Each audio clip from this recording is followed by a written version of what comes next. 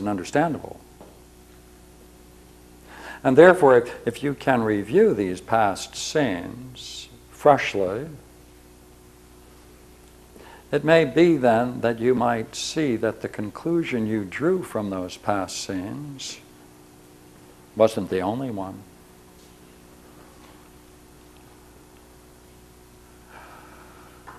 Look here, it's worthwhile seeing whether this is the case, because if you can see that your past experience you misunderstood,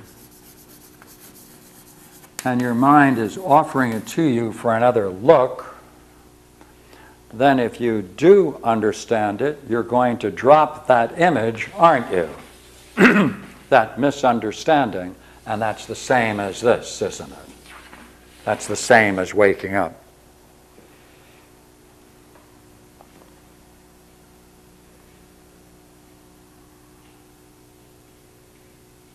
Now,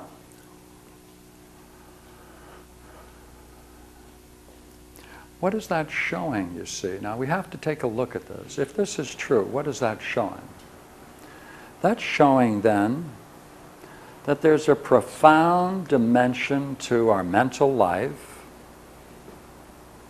that is offering us again and again the opportunity to redirect our energies, to try to discover things that we haven't fully understood and misperceived and misunderstood. If that's the case, and it's the very kinds of things that are key to our own development, well, then the mind is providential. It's giving you opportunities to see yourself most positively. Well, it means, therefore, your mind is pretty clever. Not only is it pretty clever, but suppose just grant one idea, that's all we need. One idea is all we need now. Suppose it turns out that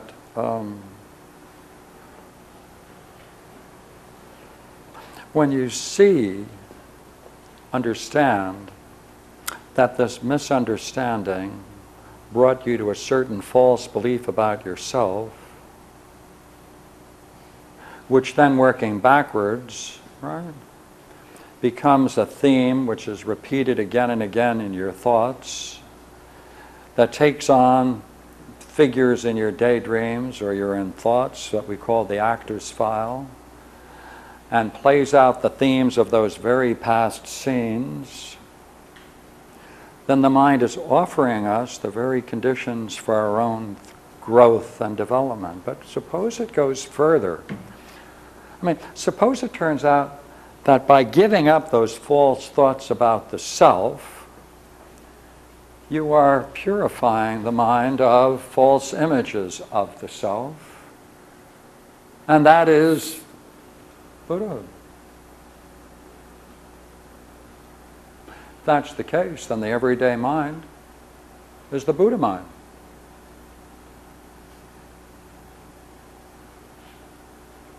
And what's going on is intimately concerned with your own growth and development, offers you in the finest multimedia event, isn't it? That you think is so real, man. You identify with it, you go with it, right? You even style your life in respect to it to some degree.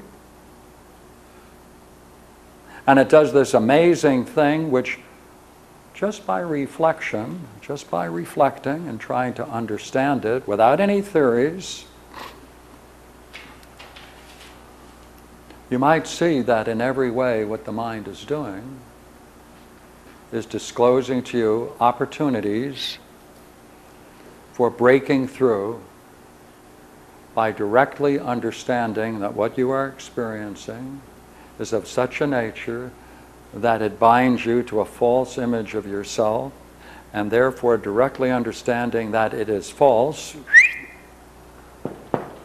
directly realizing that it is false, we wake up. You can wake up here, you can wake up here. You can wake up when you recognize in a fantasy or a daydream that that's not me. For that split second you're awake. Or if you go through this process at that moment when you give up those false ideas of yourself, what you're doing is purifying the self by using the mind itself. And it doesn't cost you a dime. Right? It doesn't cost you anything. You don't have to dress in any particular style. No robes, right? No vows, other than maybe you have to take a look at what's going on in your own mind. Therefore, to see the nature of the mind, or the Buddha mind, see, Buddha is a title. It's not a name. It's not a name of a person. Buddha is really Gautama. Buddha means the mind, mindhood. Buddha is mind. Bodhi comes from the word Bodhi.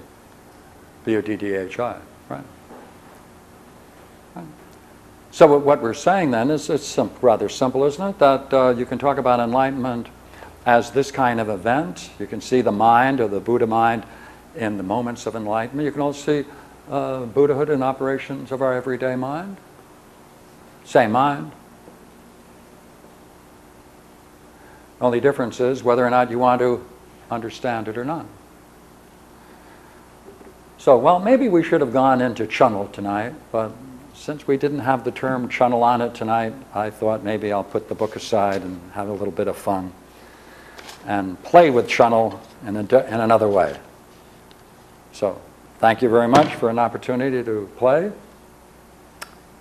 And as I say, this great book called The Collected Works of Channel is a very fine piece of work, and I recommend it to you.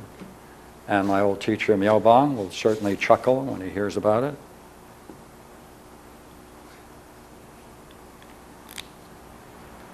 Korean Buddhism, by the way, used to be called the Great Secret, because everybody knows about Japanese Buddhism, Chinese Buddhism, Theravada Buddhism, Tibetan Buddhism. Everybody knows, but Korean Buddhism people don't know about it. So that's the best kept secret in Buddhism, Korean Buddhism. It's the only intellectual one. It's purely intellectual.